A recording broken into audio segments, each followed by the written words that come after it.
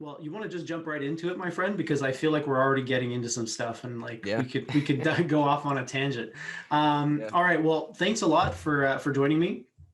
Thank you, And man. as I may have mentioned, the name of my podcast is The Big Questions. And so I've got a list of questions. I may not go through all of them, but the very first question I feel is the most important one. It sounds simple, but sometimes it can lead down a rabbit hole. So I'm just going to fire it off to you right now.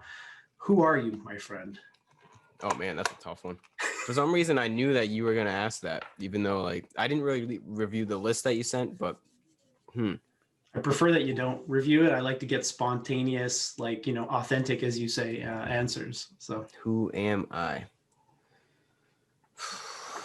My ego or my real self? you interpret that question as you will, my friend. That's the beauty of it. I am I am infinite consciousness experiencing itself in this bodily form that is known as Gary Haskins on planet Earth. And if you want to know who Gary Haskins is, that's a long story. I don't even know myself. I'm just a guy that's trying to. I think I am. I think I'm some kind of guy that can just I can get along with a lot of people, and I've always been like that. I've always been just like a people person.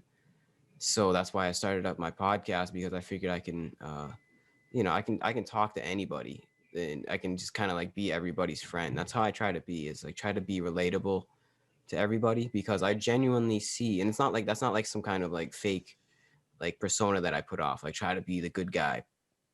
I genuinely, ever since my experiences in the past few years, and we can get into that later, I genuinely have love for everybody. And I think a lot of people can feel that. Like I genuinely want to know who you are, on or off camera. Like if I'm having a conversation with you, um, I'm genuinely interested in who the person is.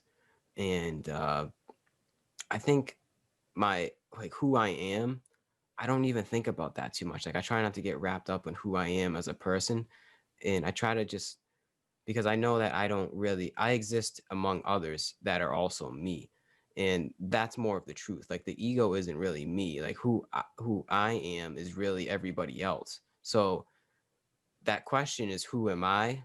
I ask that to myself all the time. Like I mean myself as in like I ask that in my head, and I go about answering that question by getting to know others, because I genuinely see you and I see others as me. And it's almost like seeing everybody as, it's almost like seeing everybody as my guru. And I try to learn from everybody, even if it's just like even if I have a negative experience with that person, I try to take everything as a learning experience. And I've lived my entire life like that. So I guess summing it up, who am I is a very curious individual at the human condition level, like curious to know what's really going on. And the only conclusion I can really come to is that the more that you learn, the greater the mystery becomes. But that just fuels my learning even more. Like I just there's just something because life is the greatest mystery of all. Like I think that's what's crazy about this reality we're in, is nobody knows why we're here. We do have amnesia. We don't know what we are. Like might have history books and Wikipedia pages, but we genuinely, I don't know, we don't really know what we are. Like I think there's a like history, what we call it, is a lie, and our real history, I don't think it's really ever going to be told in its full length. But there's a lot out there that we don't know, and we can learn from these old books and belief systems, and they kind of like show us a certain direction of where we came from. And yeah, I just like to be curious about that. It's like I don't know, man, I just have this yearning to always know more. Hmm. Yeah, good answer, Yeah, Gary. sorry, man. I don't know. Oh man, It it's good. came You out of got to nowhere. speak when the spirit says speak. You got to Yeah. speak, my friend. Yeah, I mean, lots of follow-up questions for you there. I mean, I think what I'm really interested in at this point is the particulars of the life and the experiences that brought you to this point. Like, where did you start off on this journey? You know, I think in our previous conversation you mentioned that at one point you were an atheist, um, and you seem to have, you know, a bit of a, I wouldn't say aversion, but like you definitely have a kind of a, you view religion not necessarily in a negative light, but you do definitely see it as kind of like an agent for ill in this world. So like, were you raised in religion at all? Did you, what were your like first experiences, or where did this curiosity regarding religion come from if you grew up without religion? That's a really good question. Um, I'm trying to think of like when I don't know what got me curious into it. Like, because I've been curious probably since like I can remember that going on the internet and just looking up these like just I don't know, going like Wikipedia articles of Bible passages, and I don't really know where it came from, man. It might have come from somewhere in my soul, like another life, you know, and just kind of like spilled over into this one. Mm-hmm. But what really shattered my atheism, I guess you could say, is really my introduction into spiritualism, which is, you know, that we're like, what? That doesn't make sense. Like, it's not really introduction into religion, but more into like spirituality surrounding my being. So I got into like meditation, got into regular yoga, and and that led me into psychedelic substances, which started off with cannabis Mm-hmm. and then mushrooms, which absolutely just tore my whole reality apart and led me Beautiful. down. What it did was kind of made me understand where these religions came from, Mm-hmm. and understand the concept of God and a greater power and divine universal consciousness. Like I got it. I Mm. didn't necessarily believe in the big man in the sky, but I understood what all of this text meant. It's like if I did a before and after of reading the Bible or some kind of holy book before mushrooms, I would have interpreted it one way. And then it was like 4 to 5 grams. I didn't even measure it out, but it was a pretty hefty dose. And if I ate that, and now I interpret it, all these like holy texts in a totally different way, because I see these texts as touching upon the same, I guess you can say, a level of consciousness as I did, or people do, on mushrooms and all of these psychedelics. And I don't think I call that like a mystical experience. And I don't think in order for you to have a mystical experience, you have to do these things. I just think it's a very quick and surefire way if you have yourself in the right mindset. But I don't think you have to do that. I think there's I've read accounts of a lot of people in this life where they just are at the park or on a bus or just really nowhere, just doing nothing. And then all of a sudden they have this like sudden, just like experience of the divine and holiness.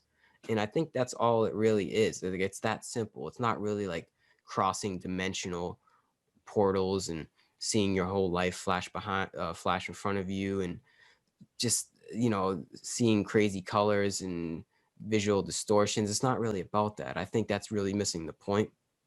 And I think if you use these things for mystical experiences, that's kind of how they're supposed to be used. In my opinion, I mean, everybody uses them in their own way, and you know, I can't judge for how anybody wants to use these substances as long as you're not hurting anybody. But I think if you don't use them to reach these mystical experiences that like I reached, which I didn't even mean to, then you're not using them how they're the best of their ability. Because I've talked to so many people who have done mushrooms or any kind of psychedelic, mainly mushrooms, and it's not really like, there are some people, but we'll say like 1 out of 10, 2 out of 10 people that I've talked to about it, I'm able to connect to and share that mystical experience with them. And they're like, yeah, dude, like I know exactly what you're talking about. And I don't know what it is. Do you think there's some people that are more inclined to that? like just by default from birth, or do you think there's like certain kind of work you have to do, like certain, like you have to just put yourself in that certain like mindset and category, and then you can experience it? Because I always wonder, because if you're born that way, then it's like why me?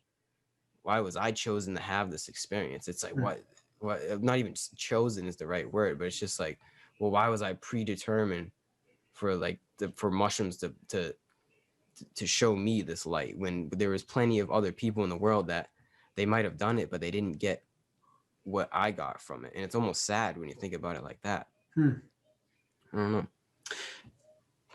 Interesting question. Based on my own experiences and based on just what you said about the kind of person that you are, you mentioned a few qualities like curiosity and kind of like having an interest in people and understanding people, and even maybe understanding yourself, which I think, you touched on that as well.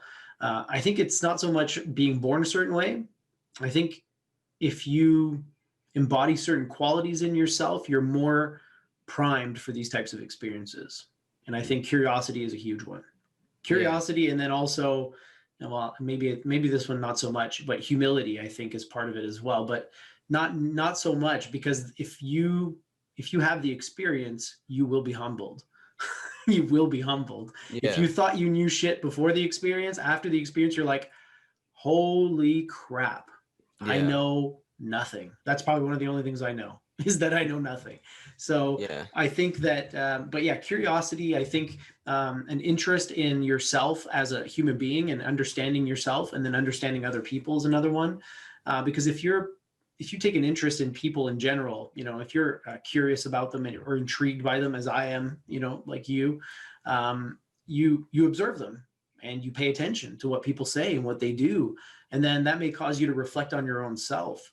And I think, the more inward facing you are, the more primed you are for those experiences. And psychedelics, as you know, psyche, right? Delia, to make your psyche revealed. The whole point of psychedelics is to take that stuff that's really hard to access, because we don't really know how to go within ourselves at this stage in the game, and to just take what's in here and just fucking plow, blow it out, right? And so if you're already kind of on the edge of that sort of experience, cannabis, psychedelics like mushrooms, ayahuasca, stuff like that will just, like you said, catapult you into that realm. It is a shortcut to some extent, I think, but there's no way to get there without doing something, right? Whether it's meditating, yoga, or whatever. So, if that's your goal and you're trying to have sort of expanded consciousness, or you're trying to have a breakthrough type of experience, I think if you do psychedelics responsibly, and maybe with a little bit of guidance from somebody who's got experience, then it's a very good way to do it. Very good way. Yeah.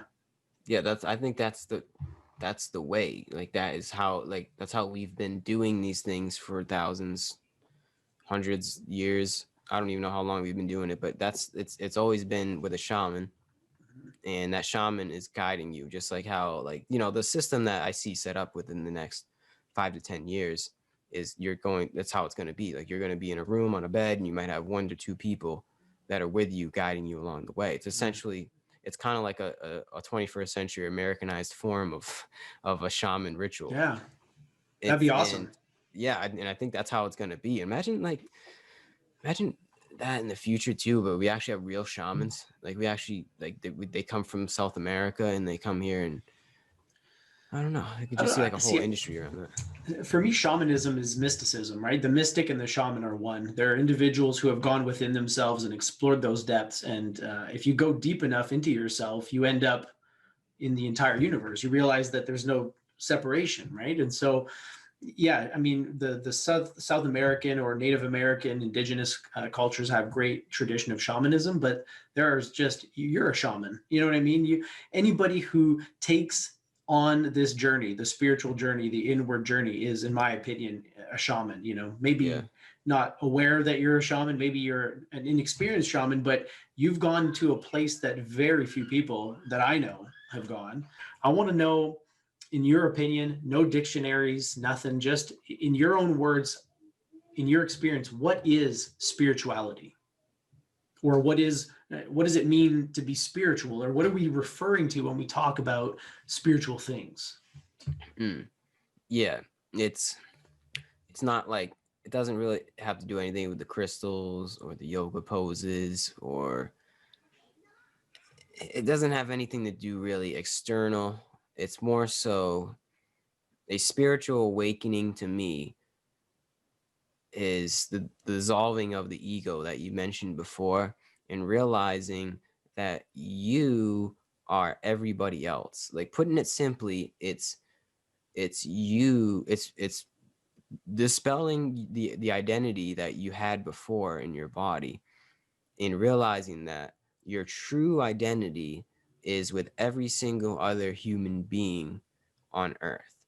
That's was a spiritual awakening for me.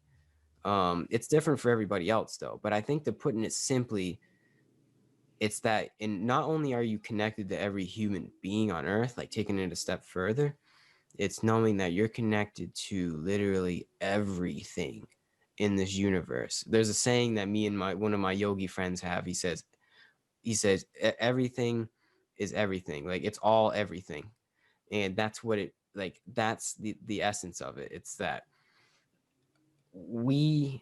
if we're everything, that also means, like, in that is that me and you are also everything, which is that is our true identity, is that we are one with this entire conundrum of this crazy gigantic universe at the macro level and at the micro level.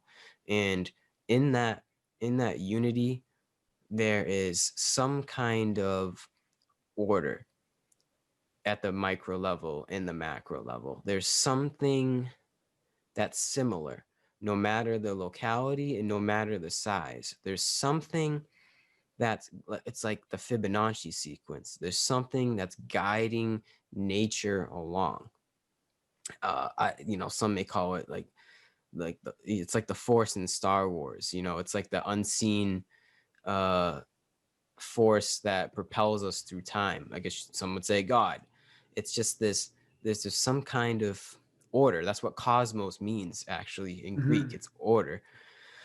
And if you can really witness what that looks like and feels like I said, at a galaxy level, or you just go out in nature, there's some kind of order, then you can also realize that that order is also present in your life.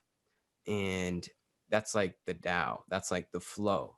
And if you can find what that Tao is and find what that flow is with your life, then you can kind of just ride that out for the rest of your life. It's almost like it's coming to like know the way. It's knowing, all right, so from knowing who you are, and that's not you, that's everybody else, and that's the universe. You know that any of your egotistical desires and all of your struggles and drama that you may have in your head, that's not the way. But there is a certain way to act in this life. And that way is of the universe. It's of the order of the universe. And I'm not going to try and go in and explain the whole way to act, but it's pretty much aligned with it's selflessness, cooperation, love. Essentially, it's being, being at one. What would a being do that knew at all times that they were one with this universe and everybody else? Right? The way and the order of that is to act with them and help and be a servant to everybody else in this universe. So knowing the way and the order is like the opposite of greed and selfishness and anything that separates us. In the way and the order between like the yin and the yang, the polar opposites, the way for us to act in that way is to essentially, for me to serve you. And that's not only you, that's serving everybody else that's watching this video. It's to the best of my ability, I'm going to do whatever I can do and however I was born in this body to help facilitate a better life for you. And that to me is a spiritual awakening. Wow. So again, just based on what you've said, is it fair to say that spiritual is the opposite of physical or material? Was that fair to say? Because I mean, you're talking about a spiritual awakening as opposed to a physical awakening, like you have one every morning, right? Yeah. So the idea is that your physical awakening, there's a counterpart to that that is internal, and it's more like yourself, your essential self is waking up to a deeper reality, right? So it's like you could be dreaming and then wake up. That's a physical awakening. Spiritual awakening is like you're living at one level of consciousness and you think that's it, and then the self wakes up to this larger consciousness, and that's sort of the first step, right? I mean, but Yeah. it's internal. It's all internal when we're talking about spiritual stuff. It's not like we're talking about material things, right? We're talking Yeah. about the stuff that's inside the material thing that actually animates it and causes it to grow and gives it intelligence and awareness and all of those types of things. Yeah. It's not, I wouldn't say it's opposite to physical. It's because you need the physical in order to experience that in this incarnation in a way. Yeah. It's just a different layer. It's like because physical is like the lowest layer, I guess you can say, of it's not even lowest. There's no levels. It's just another Mm-hmm. plane. Like, you know, there's a different plane of thought, and Yeah. that spiritual awakening is just another plane. Of course. And that's another part that's tricky about this is we're using language, right? And so Yeah. when we label this part physical and this part spiritual, this is just linguistic convention. We know from experience that it's all one. And as you say, I think that spirit and matter go together because matter is shaped and animated by spirit. Anything that has a shape, even this like desk, which you would never say the desk is conscious, but it has a form of consciousness, and that's the sort of force that's holding it together and causing it to retain its shape, right? It's holding all the Yeah. atoms together. It's like a form of intelligence that permeates everything. The more complex the thing, the more complex the intelligent becomes in a way, right? Because it's like in a human being, that same consciousness comes through very differently than in the desk, let's say. Yeah. 100%. And then that makes me think, okay, so like then what's after a human being's intelligence? And I mean, I don't know. I think a human being a human being, is special in the way that we can touch upon different intelligences. Like, we're not just like, so a dog is always a dog, and a cat is always a cat, or an animal is always an animal. Just say that. Mhm. And a desk is always a desk. But a human being, we can put ourselves into almost like the same alignment and level as an animal. So my point is that as a human being, it seems as though we're at a peculiar um, position to be able to either downgrade or upgrade our consciousness. I think there is like some kind of baseline, give or take like a little bit, that we run at, like, when we're in like the default mode network. But I think it's very big, and I just came to this as we're talking. It's very peculiar how we can like tune in to higher consciousness, and we can tune in to lower consciousness too. And it's all through our actions, it seems. Well, I think our actions spring up from our thoughts and our beliefs and our emotions to some extent, right? So I think that we even have a choice in what kind of thoughts we pay attention to. So, and I Yeah. think that's really the essence of tuning into consciousness, whether it's higher consciousness or lower consciousness, because you can go through a situation and, let's say somebody cuts you off in traffic, you can be like, wow, man, that person must be in a real big hurry. Like, I hope everything's okay. Or you can be like, what a fucking asshole. How dare he cut me off? Mm. You're the one who chooses which of those types of thoughts you pay attention to. The mind will produce all of them, but if you're used to always going with that lower, like you said, animalistic, angry type of thinking, and you're on autopilot, then you'll just keep going back to that reaction. So yeah, I think essentially I agree with you. I think that, and that will manifest in your actions. I mean, if you're always indulging those negative thoughts, your behavior is going to follow. Yeah. I think that's the goal, is to, like, I always think like, because I see life as a game, Mm-hmm. and I'm like, all right, what's the ultimate goal of this game? Is there something, is this all for fun? Or is there some kind of, like, I go back and forth. I'm like, is this all just for fun and this doesn't mean anything? Or does this mean everything? And this is a game, and I have to figure my way out of the game, or not even out of it. Like, I have to figure my way out win, like liberation. And most of the time I go towards more towards liberation. I'm like, I think it used to be like, oh, this is all for fun. That's what this was back in my atheistic viewpoint, was like, oh, this is all for fun. None of this matters. This is all just a joke. But I still believe that kind of, but then there's another side of me. It's like my actions actually mean a lot more than I think. And how I react to certain things, like somebody cutting me off, or it could even be a good thing as well, like, you know, something positive. Like, however I act, I have to make sure, I think the goal is to remain like unattached from any outcome, like anything, like I think there's something special about being able to, I don't know what it is. It's just like there's no desire in your actions. So you have to act upon no return.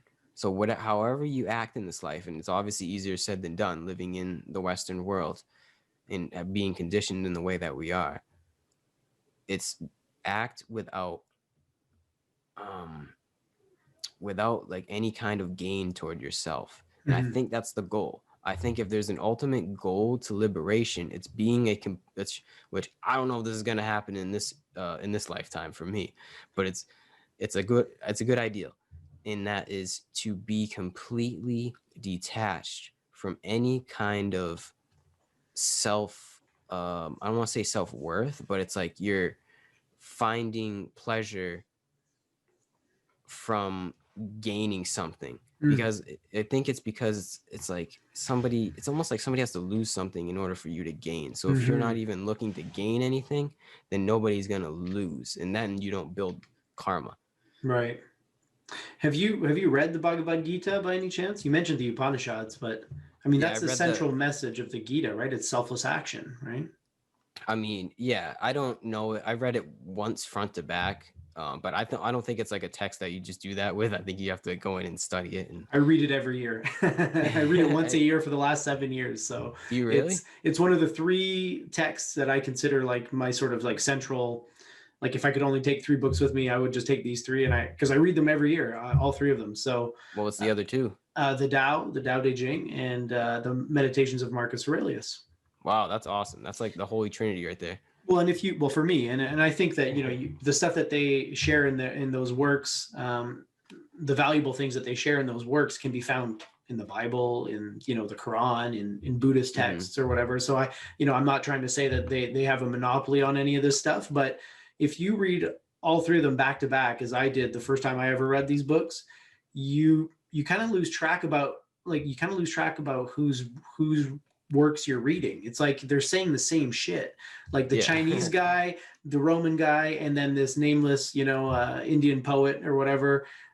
You're reading these works and they're essentially saying the same thing, and one of the central ideas in all 3 of them is selfless action, doing without expectation, doing without attachment to the result of your actions. And interestingly enough, there's another tie it into a 4th thing, because you said all these things are connected. Mihaly Csikszentmihalyi he's a psychologist, and he wrote a book called Flow. I don't know if you've heard of it, but it's about it's the science of optimal states. And so it's kind of interesting to me, because one of the key aspects of that is he calls it an autotelic personality, somebody who finds enjoyment in doing things and doesn't really care about the outcome. And that's one of the sort of qualities of a person that enters a flow state very readily. And the flow state is like you immerse yourself in what you're doing. You lose track of time. It's enjoyable for its own sake. You would do it even at great expense. Like, I have a friend who was into paintball, and he spent thousands of dollars just so he could play paintball, and he loved it. It was worth spending thousands of dollars to play. And that's the kind of stuff that this psychologist talks about. Yeah.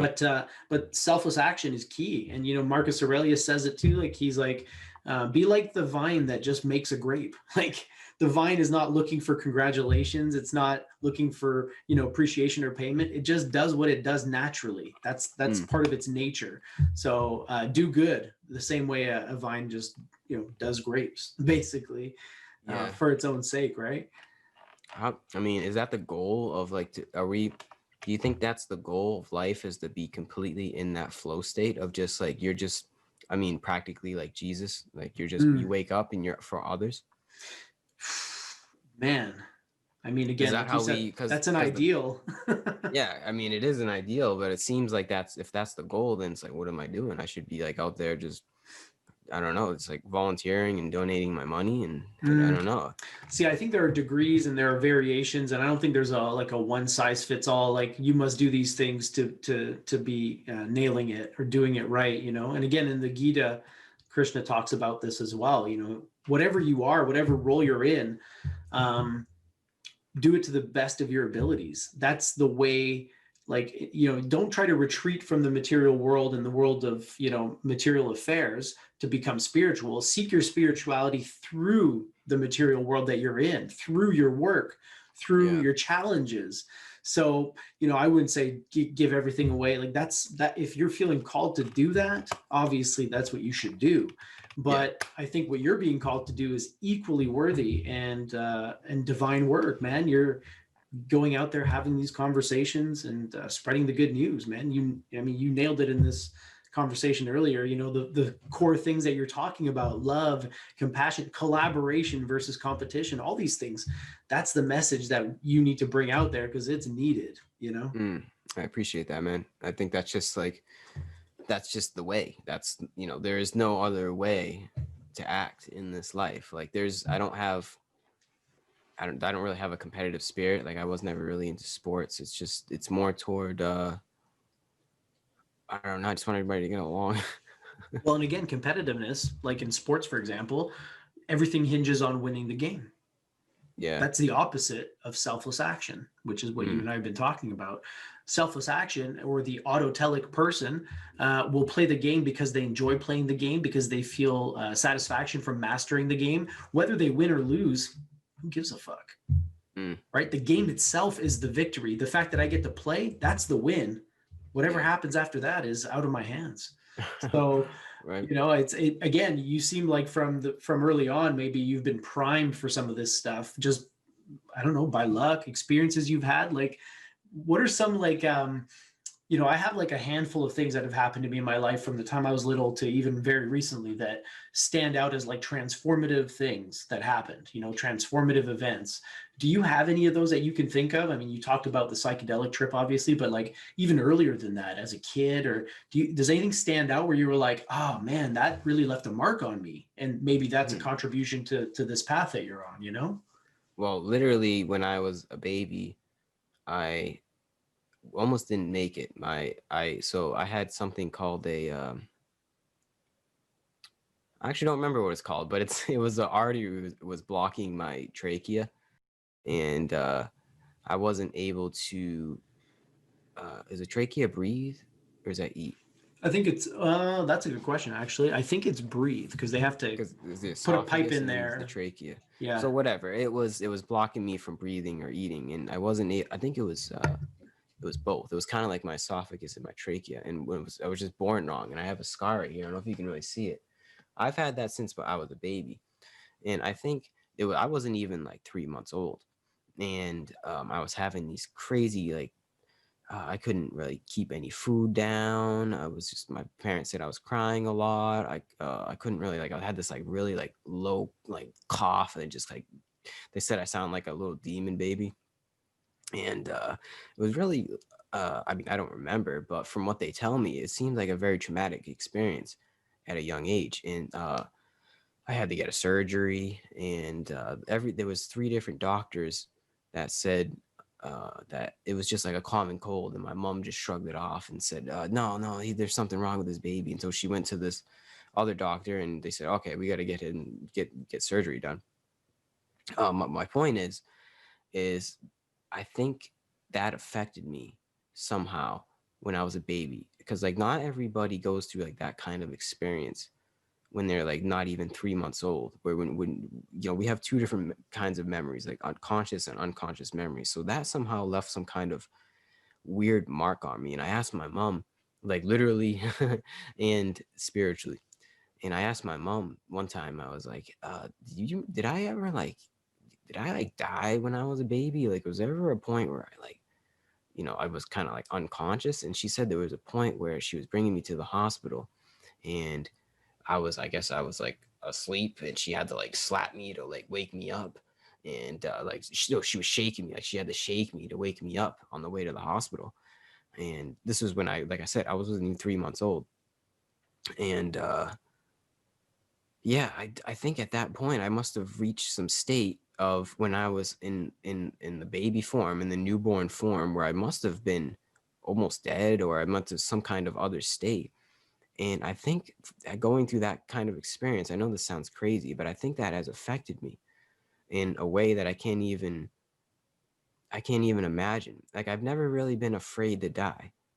I know that sounds strange, but I've never really been afraid of the unknown, because it's almost like when I was born, the unknown was there for me right when I was born. At the most malleable age and the most sensitive age for a human being, I was facing it at 3 months. Like, how many people actually go through something like that, where they literally almost die, or they're unconscious in the back seat on the way to the hospital?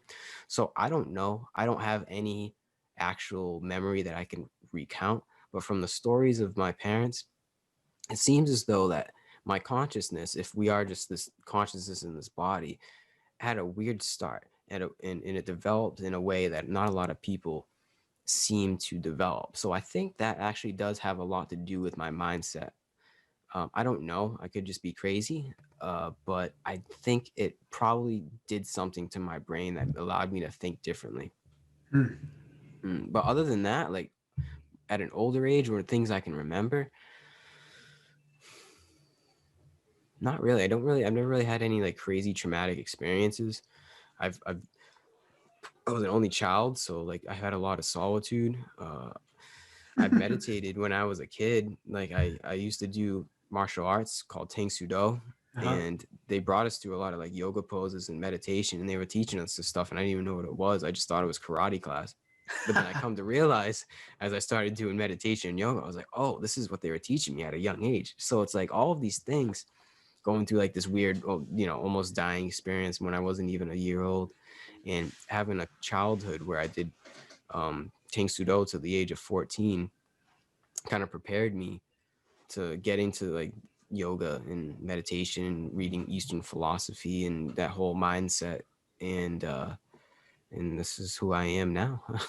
Oh man, it Yeah. sounds like there's lots pointing to this. I mean, just that's so funny that the martial art that you were practicing incorporated all these meditative and yoga like elements into it, and now here you Yeah. are, right?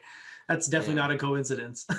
No, it's not. It's not, man. It's just, it seems too good, because a lot of I've heard this. I don't know how true this is, but a lot of martial arts comes from yoga poses, and Hmm. I realized that after doing yoga, like, because they have forms in martial arts, which forms are just like yoga poses, pretty much. Yep. And yeah, like in the same like Warrior One. I mean, I don't want to get too much into the yoga, but yeah, it's a lot of the same like postures, Hmm. and it had to do, like, I think if you were to get kids into yoga, that could make them like very like adept at knowing how to control their mind, because that's Hmm. essentially what yoga trains us to do. And if you do that at a young age, by the time a kid is like in their 20s, they're gonna just be like so zenned out if it's like a regular practice.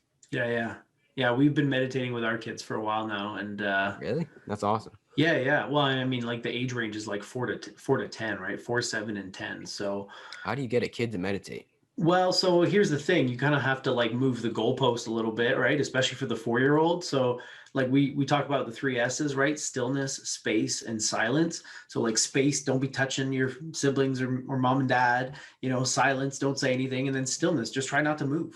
And if they Mm, can do that, and they do it for 10 minutes at a time, which I think is pretty good, especially for the 4-year-old. But if they can just do that, I think that's the start. Because if you're sitting down, focusing on not moving your body, and you have space around you so you're not touching another person, and you can do that for 10 minutes, then inevitably your mind is going inward, and you're basically yeah, you're it has forcing to. them you're forcing them into it, right, in a way. And Hmm. so like, we're not trying to get them to do it for a long time and stuff. But yeah, I agree with you. I think it's meditation for a lot of people.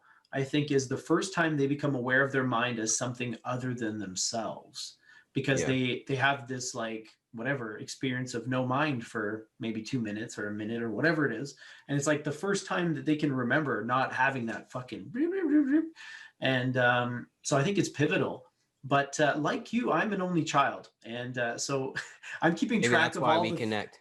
well, and I think that's another thing that I've considered for my own journey as a like a pivotal thing, because I don't know about you, but I spent a lot of time in my head, Yeah. like as a kid, having conversations with myself like a crazy person, right? Like I Hmm. had no siblings and my parents were working or doing whatever. So I was always introspective, and I always had kind of like an awareness of that dimension, which I would consider spiritual because it's like the internal sort of subjective side of things, right?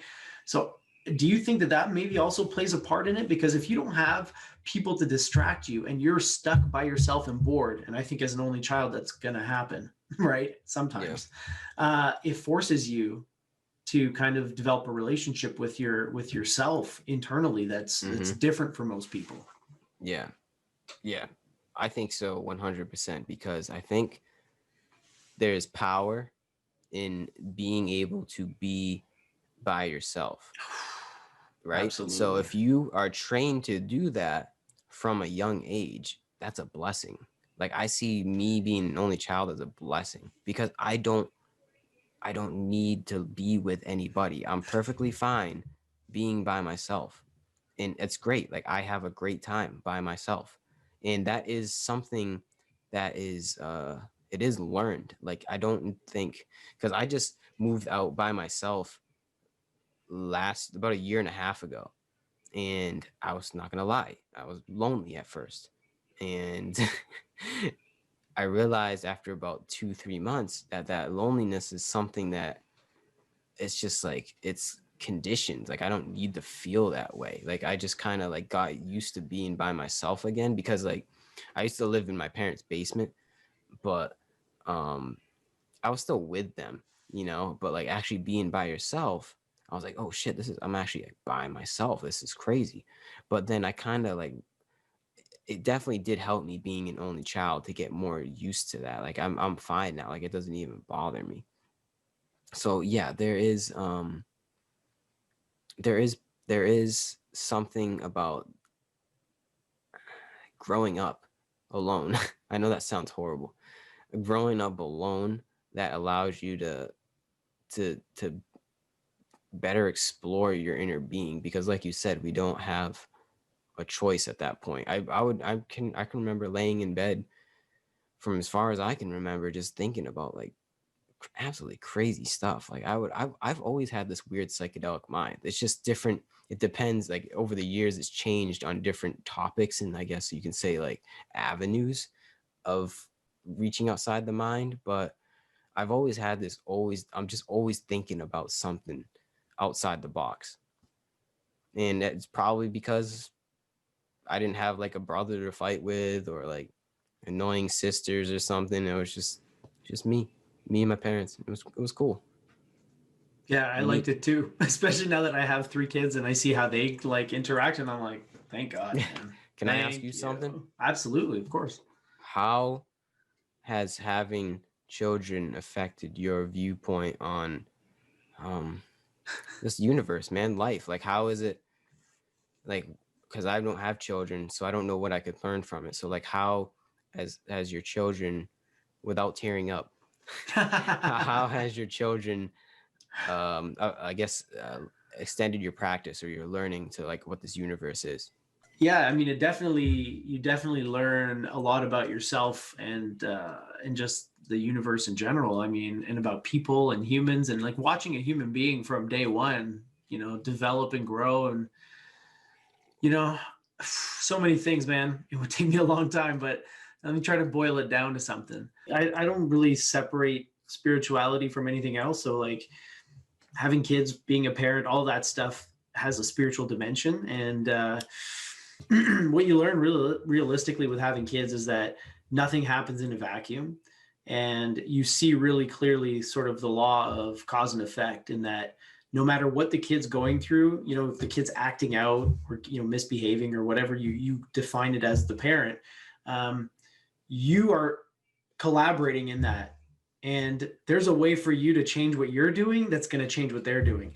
And it's not to Oh, I say see. that you're the cause of it, but it's like this kind of like back and forth, right? I mean, it's like you have behavior patterns and they react to them, and then you know, you're like, why do they always do this? And it's like, well, it's because they're reacting to what you're doing, but you don't look at yourself. Usually you're always like trying to fix their behavior.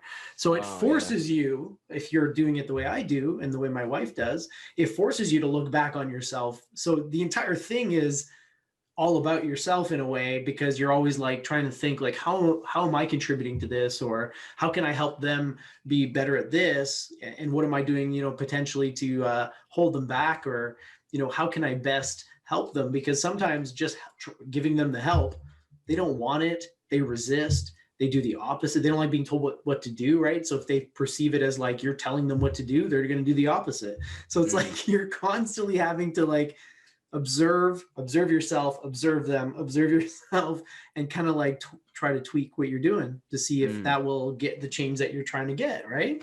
yeah. um, and then doing it also from a place of love has been a huge one for me, because I didn't realize before that you could do things like discipline people or enforce boundaries and still do it from a place of love, right? Usually when you're Yeah. doing those things, you're like angry and aggressive, but like to discipline your child and to do it well and to do it from a place of love is possible. And to me, until I had kids, that would have been, if you had told me that, I'd been like, what are you talking about?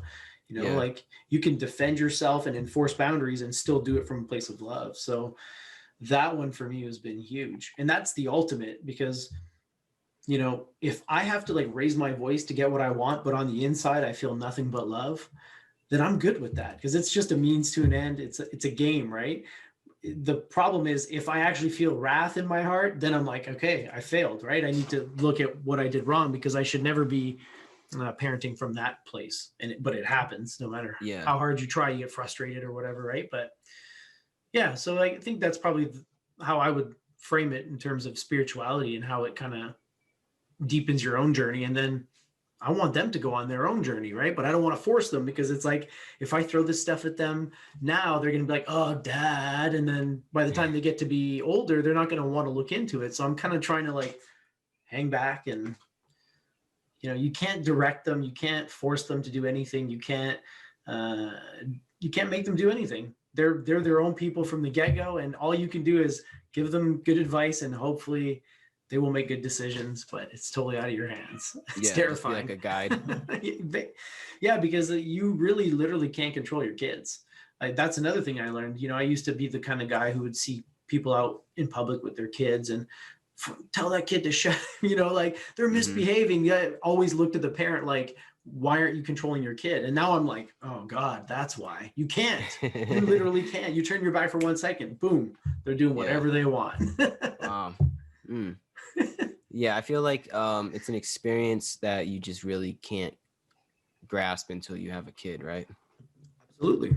Like love, like the mystical experience. We can talk about it. We can describe, you can describe your mystical experiences. I can describe mine. We can go into as much detail as we want, but to the person who's never experienced it, doesn't matter, right?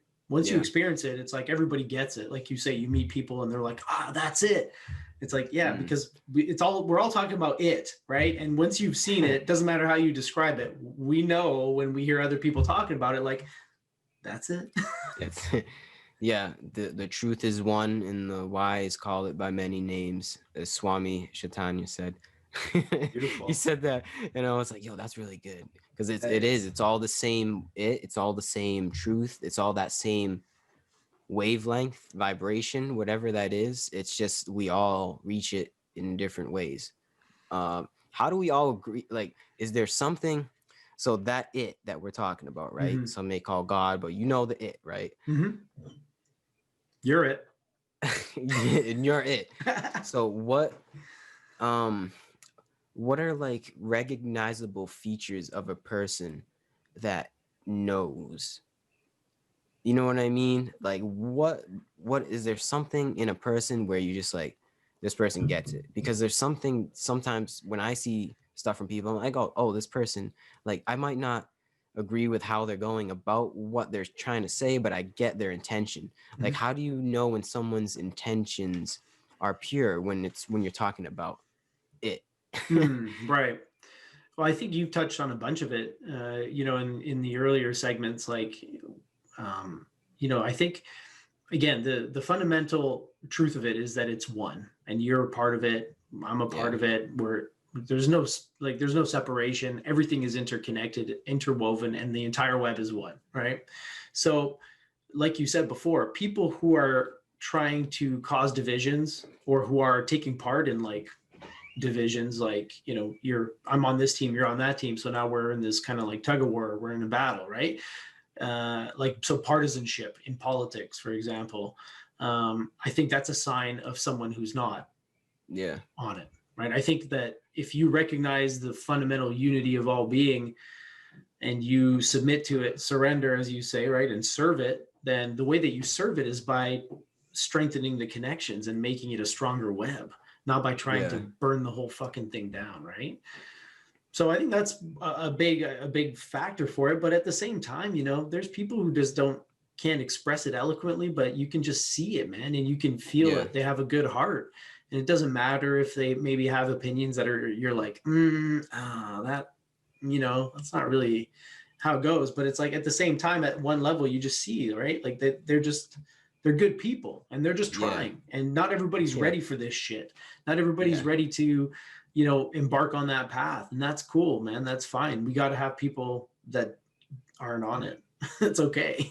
Yeah, because if everybody was on it, then it wouldn't even be a thing.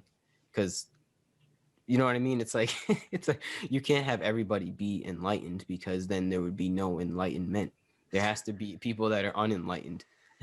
Well, no, I think what happens is if everybody becomes enlightened, that just becomes the new normal state of being. That becomes the new normal, right? Yeah. And then maybe that's it. Maybe that's just the pinnacle of human consciousness, is this state of enlightenment where we're all in collaboration and flowing, and there's perfect justice, and we're the stewards of the planet instead of pillaging, and all these things. Yeah. That's possible, right? Chances are you're always going to have some holdouts, but. Are we human at that point if we're able to like do maybe that? Not. What is human, right? I mean, that's really, again, a subjective, arbitrary term that we use to describe an animal that has been evolving all along, right? I mean, cultural evolution has overtaken biological evolution by a huge margin. Yeah. Right. I mean, we're not. All of our evolutions now are culturally driven. We're not doing it's not the environmental pressures. We're creating the environmental pressures through culture.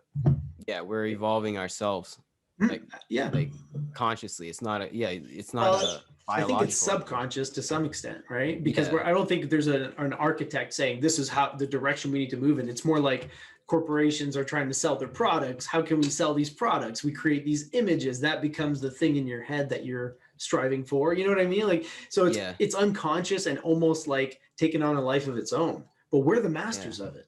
We're the masters of it. Yeah, we're slaves to it right now because we don't realize that these things belong to us, that we created them, and we have the ultimate power over them. Yeah, right. We're slowly waking up, though. I think people are starting to realize how much power they have, or we have, to create this world. It's a slow process, but there is the like change is it's happening. Just with like conversations like me and you are having like this, and kind of people adjusting their patterns throughout the day and the things they consume and the people they hang out with. It's just like the subtle changes that are subtle, that are within ourselves and how we act in our own life, and that outwardly reflects everybody else's life as well. Like when you take the steps to take care of yourself, you essentially take the steps to take care of the world and change the way of the corporations and this crazy mess we've gotten ourselves into. Yeah, absolutely. Yeah, I think it's within our grasp for the first time ever, I think, in our history, Yeah, to fully be who we're supposed to be as humans. I mean, why do you think is it because of technology? Like how far is it? I think it has a lot to do personally with abundance and the fact that we don't have to worry about eating or sleeping at this. I mean, we don't have to worry about like a roof over our heads. things that people had to worry about just for survival. Like we have survival out of the way. Like like we're good. Like if you're live in the Western world, even if you're the lowest bracket of income, you're going to be surviving. Like, you know, you're going to be able to make it work. So you're not going to have to like truly worry about food like we really like we had to back in the hunter and gatherer days. So it's almost like that perfect state that we're talking about, that I guess I don't know if you want to call it enlightenment, whatever it is, just like being able to take our world into a better way, is because of our, it seems like because of abundance, because we have time to truly develop ourselves. When if you're running from lions and tigers and you haven't eaten from in like 2 days, and you know, you haven't taken a bath in a month, and you know like 20 people, you don't know how to read, you know, back where humans came from. And even like after that, like in the medieval ages, or like even just like in the 50, 60, 70 years ago, we were different beings. Like we were different, we were like a different species, and we've evolved to a point of abundance, right? And that abundance is allowing us to evolve ourself.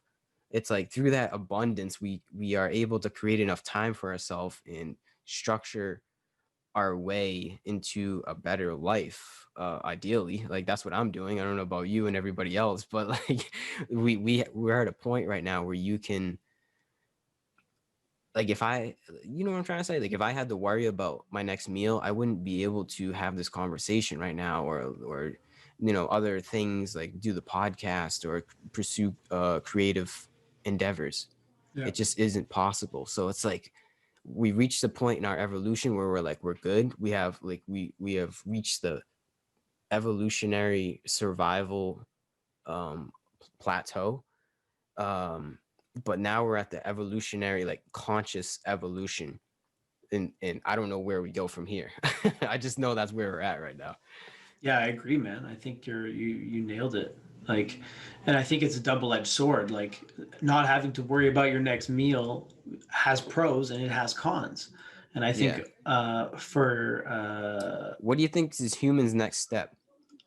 well, I think it's consciousness. I think it's psychological evolution, because I think again the whole point is like, you know, life expectancies are at the highest. We've never had it so good. We have all these luxuries, but people are angrier or sadder or more depressed than ever before. There's all these like, you know, mental illnesses rampant, and it's Yeah. almost like that abundance and that not having to worry about the base, you know, survival stuff, has opened up sort of like this hunger for meaning, right? Because when you're, Yeah. you know, when your life is That's a a good way to brutal put it. short struggle, if you go to like third world countries, a lot of those places they have very little and they're living in harsh circumstances, yet they seem like they're happy as fuck, Yeah. and they're Right. so grateful for everything they have because they have so little. Whereas here in the West, as you said, we have abundance, and I think that's causing a lot of people to pursue things, you know, greed, right? Infinite desire, because it's never Yeah. enough. Because it's not like, you know, if I have a meal, you know, I'm going to eat enough and I'm going to get full and I can't eat anymore. But if you're hungry for money, you never get full. You can always Yeah. have more, right? Like wait until, you know, Jeff Bezos is going to make a couple more billion over the holidays. You know, if things keep going the way they're going, people are pursuing the wrong things in hopes that it's going to fill this void that they have. Yeah. Void cannot be filled with material things because it's a spiritual void, right? It Exactly. doesn't matter how much you buy or own or do, it's not going to help you. So I think the next step is a spiritual evolution. And I think, as you said, I think it's taking place, you know, slowly but surely. I think more and more people are coming to these realizations at some level. You don't have to go, you know, and again, I don't even know what going all the way looks like, because I am not going to pretend that I've gone all the way. But even as far as we've gone, which seems to be pretty similar in the sense that, you know, we see the fundamental unity, we see that it's foolish to work against each other. We're all the same self inhabiting all these different bodies. Like when you hit on those basic points and you really truly feel it and believe it, that's going to change. It's going to have a huge trickle down effect around the, you know, around you, the people in your life and stuff. And I think more importantly, like for me, I don't know about you, but for me, like my quality of life has gone so much higher now that I'm mindful and trying to consider these things, because it's like I used to be an angry person. I used to be bored all the time and depressed, and like I feel like I'm flying high almost every day, and even when I hit like a low, it's like I know that there's going to be lows. And so it's like I'm not even really that low, because it's like I just got to ride this out for a few hours and then I'm going to be back up on the ceiling, right? So Yeah, all is temporary. yeah, exactly, right? So if only for your own better like mental health and satisfaction level, this is worthwhile. But then on Yeah. top of that, that's going to have this huge, again, cascading effect, and hopefully it will push the system over and lead to something better that can be more representative of what we really are. Yeah. There's something about this experience where like attracts like. Hmm. And it has to do with like I don't know, it seems like energy, like the same vibrations attract the same vibrations.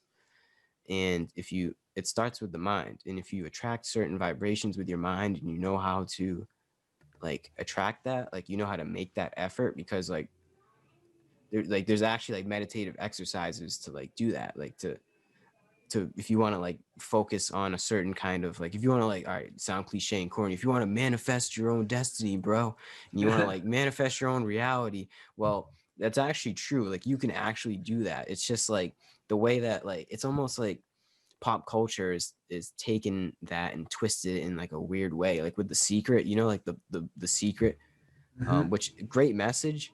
I just think it's so corny. Like it's Yeah. great. It's a great message, but it's true. What they're trying to say is that if you focus on like certain aspects where you want to take your life, and how that feels to be in like that certain position that you're in, that you want to be in, and really internalizing that, you can attract those kind of energies. Like if you focus on it enough, like that actually is a thing.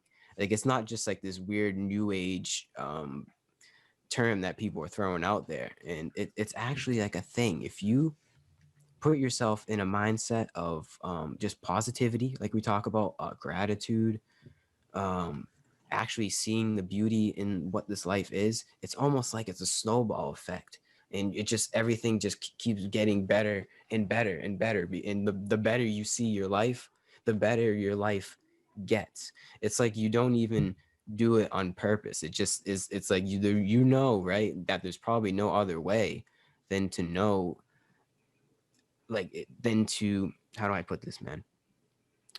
Like I know that like even in my worst parts, like you talked about the lows and the downs, it's to still see the light in the darkness, and to Mm-hmm. always know that like it, and also in the ups to stay humble. Like Mm-hmm. when I'm feeling high and mighty, to also like remember to humble myself and remember the darkness, and in the darkness remember the light. It's that constant back and forth and riding the line, right? Mm-hmm. And that is that attracting a better life, is knowing, it's knowing where the light is. It's knowing also where the darkness is, and taking the correct actions and mindsets to just I don't know, it's almost like our actions follow our manifestations in a way, like what we want to attract, like unconsciously. Like if I say, let's say I want to manifest, like I don't know, like we'll say $100 or $200, and that's something that I actively want to manifest. Like I will just act upon doing that in one way or the other in my life, if that's something I actually want to manifest. I mean, there's bigger goals that you can obviously attain to, but um you know, like a certain career, like if you want a car, like a certain position that you want to be in, there's just so many things that you can actively manifest in your life if you know how to. And it just starts with putting yourself in a certain mindset about life, and from that mindset, those same kind of frequencies and energies and vibrations just keep coming into your life, and it's a never ending snowball effect. It's great. It's like there is power in positivity. Yeah, absolutely. I mean, it's, and Yeah, I mean, I don't know if positivity is like even the right term. It's like It's not. optimization, right? It's like looking Yeah. at things in the optimal way. Like, and that might not necessarily be positive, but it's the best way to look at something, right? Or the best way to approach a situation. Like it's It's the optimal. way. It's the Yeah, Tao. It's the yeah, optimal way. Like that's there's no right. other way. Yeah, and it's usually the middle way. It's not, an extreme most of the time. It's usually something that's quite moderate and balanced because that's kind of the natural state of things when we don't interfere with them. But one more question for you. I think this is something that came up before, and I'd like to get your thoughts on this. Mm, How can we, for people who are following, a version of Christianity that is antithetical to what Christ said, right? Like the opposite, right? These guys are saying they're Christians, but they're embodying the opposite qualities and values. How do yeah. you reach people like that? Like, is there a way, do you know, that we can have these conversations with people that are not on the same page as us or who are on totally different vibrations and still somehow bring it together in a good way that will leave everybody better off? Hmm. Because that's my That's goal. I want to have yeah. these conversations, but I love chatting with you. We're exactly on the same page, which is sweet. But I want to have these conversations with people who aren't on the same Mm, page and see how we can learn from each other and hopefully move on together as better people. So I'm looking for insights. yeah. That's a good one. I mean, they say they killed the only Christian 2,000 years ago, and I think they did. But either way, the story still remains the same. And I think if you all right, I'm trying to think. I've never really had like a good conversation with like a Christian, just sat down with them. So maybe I might have to do that. I might have to get a priest on the podcast and just talk to him. Ooh, yeah, that's a good idea. I think to really understand like you said, man, to really genuinely try to understand how they're thinking and where they're coming from, because there might be something. If you can reach some kind of consensus with, say, you're talking to a priest, um, then I think that's what really matters. Because then, if you, there's no way you're gonna convince them by being like, "It's all a lie, man. Like, why are you wearing the collar?" Like, and just like start insulting them, like you said. There has to be like, you have to like genuinely, like, if I talk to a priest, I'm going to genuinely want to know why he has devoted his life to never getting laid again and God, and to just being this devout person of a higher like a higher purpose. But I just don't see it in his way. But like, I think the same the same intentions are there. We just see it differently. Like, I think, like, I don't necessarily believe all, like, any devout religious person, whether it's they're like a crazy sadhu yogi in India, or they're a crazy American what's that church called where they said um it was the Westboro Baptist Church, you know, that way. Yeah, Yeah, so it yeah. doesn't matter like what sect you are, like what your actual belief system is, how crazy it is. I'm still going to genuinely want to know what you're about, because like we said before, man, we're all human beings. Like, we're all in this condition together. So I think if all of us were to approach each other with genuine curiosity on what makes that person tick and why they think that way, and try to reach some kind of consensus, and the consensus might even be we totally disagree, but it's okay that we disagree. I still love you, man. And that's what matters, man. It really doesn't, is if you can approach that person with genuine love, like, and you are genuine about that, I think that's really all that matters. Because if I'm open and you're open and we both see each other as different, what more do you want? Like, that's how we both grow. And I might learn something from the priest, even though, like, I don't believe all the stories in the Bible. And he might learn something from me, even though he's never done like a yoga class or smoked a joint in his life. But either way, as long as we're on the same, like, that same plateau of understanding what's going on in this conversation, like, I'm I guess as weird as it is, like I love you and you love me, and we're gonna sit here and just try to figure out each other. That's the best we can do, is if we're just genuinely like, there's no guard up, there's no shield up when I'm speaking. Like I can completely disagree with you, but as long as there's no like weird shield bias, which is easier said than done, obviously, but to fully approach the person with just a genuine like opening up, and if they can do the same for you, that's it. Like I think that's how we genuinely get on the same path. And you might not do it. I don't think you can convince everybody to know what the truth is, man. I think there's just some people that are destined in this incarnation, because if you believe in multiple lifetimes, then some people are living in a lifetime where they're just not going to be able to see the light, essentially, and they might in the next one. Maybe something you do for them will allow them to ascend, and maybe in the next lifetime or the lifetime after that. But I don't think everybody is in this lifetime that me and you are currently living in are meant to become and see what they are. They're just, some people are just unfortunately going to be lost, man. I mean, I don't know. Well, I don't claim to know the truth. I mean, I certainly don't, But we know certain truths that a lot of people don't abide by. Like, like there's just how to treat people, how to be, I don't know, just like the quest for,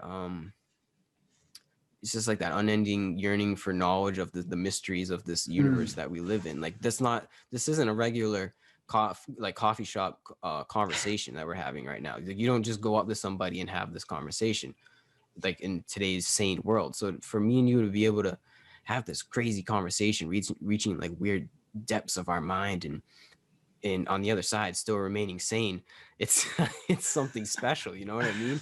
Like you don't just go up to like, and it's not necessarily saying that we know the truth or we are these enlightened guru beings, but I never said that. Definitely not. No, I'm not anything I'm just close. some guy that's just making videos on the internet. But there's to know, like there's just certain aspects on how to look at life, and that's it. It's just like perspective. That's why I literally call it the conscious perspective, because I just like your viewpoint. I just want to know more about like how you view life, because you seem to be pretty happy, and I can learn something from you, you can learn something from me.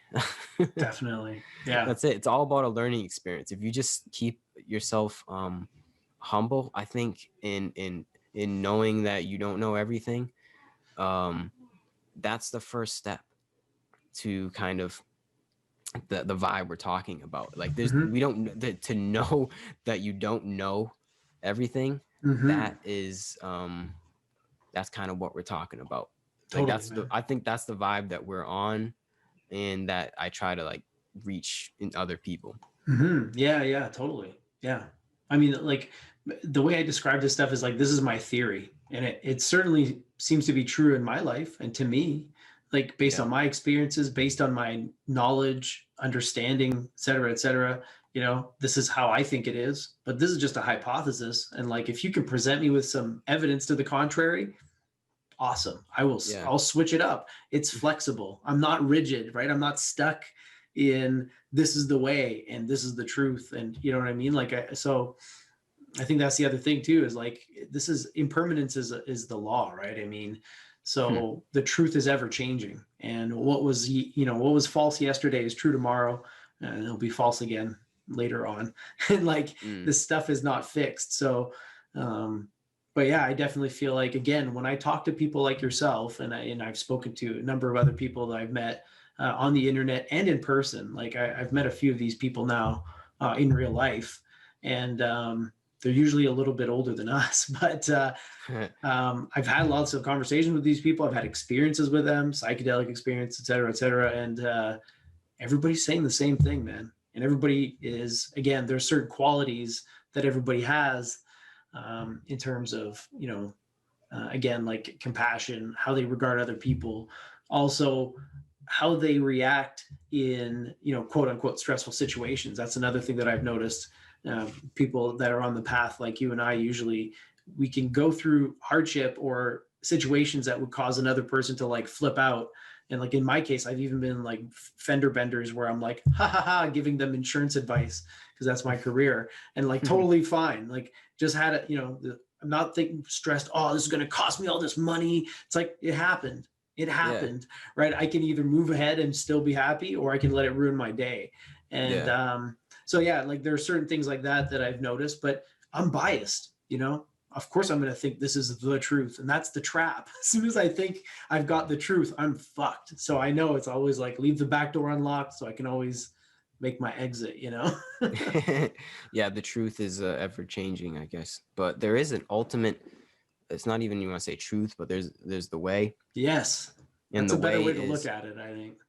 The way is just it's really simple, man. Like, we said a lot of words tonight for something really simple. And it's just be selfless. It's respect the other people. Like, don't get lost in the craziness of the outside world. Like, literally see others as you see yourself, and like you see yourself in others. Getting back to the original point, that's what a spiritual awakening is. That's how I see the truth. Like, it's not like this crazy revelation and knowing all things and being like omnipotent. It's my own humbleness to just see somebody else as genuinely having the same experience that I am. It's that simple. That's all I can do as a human being. I can have the craziest philosophical conversations that I've ever had, but at the end of the day, as long as I'm acting in the right manner, and I'm taking the right steps to facilitate a better life for me and the people around me, not hurting anybody in the process, what more can you ask for as a human being? Like, you just keep it simple, just positivity. Not even positivity. What was the other word you used for instead of positivity? Oh, I think like optimization, or like optimal. Optimize. Yeah, Yeah. optimal. Like the best case scenario. Which sometimes isn't great, but it's the best. Sometimes it's not awesome, but there is a best case scenario that you can work towards, and part of it is accepting whatever it is as much as you can, surrendering to it, especially because it's already happened, whatever it is that's causing you to be like that. But yeah, anyway, yeah, man, great chat, dude. Always, I got so many other things I want to talk to you about. I'm sure if you're willing, I will do it again, and I look forward to seeing what else you've got coming our way on the channel, for sure. Stay tuned. Absolutely. Stay tuned. There will be a link in the comment section of this. Thank you. Appreciate that. Obviously, man. I don't know how to do anything fancier than that, but I can definitely throw that in there. So, and I think I've got you on like my favorite channels list on my page as well, just because I'm like, I try to drive. Appreciate that. I mean, yeah, you'll get two hits from that, but I'm just trying to plug people that I feel are on the same vibe as me, because it's like this is what we got to do, right? I mean, I think when you meet people that are on the same path or similar path, like support them and try to work together if you can, because we'll achieve a lot more, the two of us, than just myself alone or yourself alone, right? Yeah, it's a collective consciousness shift. There you go, man. Awesome. Well, have yourself a good night. Thanks for staying up late. You too, brother. All right, man, and I will talk to you soon. Thanks. Peace out, man. Cheers.